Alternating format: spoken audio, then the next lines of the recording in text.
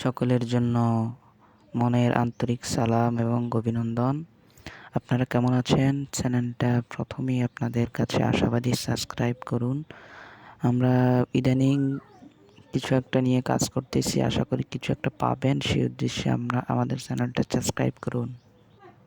তো আমরা নাটকের ক্লিপ ভিডিও নিয়ে কাজ করতেছি। কিছুদিনের মধ্যে আমাদের চ্যানেলে নতুন ভিডিও আপলোড হবে, সুন্দর সুন্দর ভিডিও, যা দেখে আপনারা উপভোগ করতে পারবেন।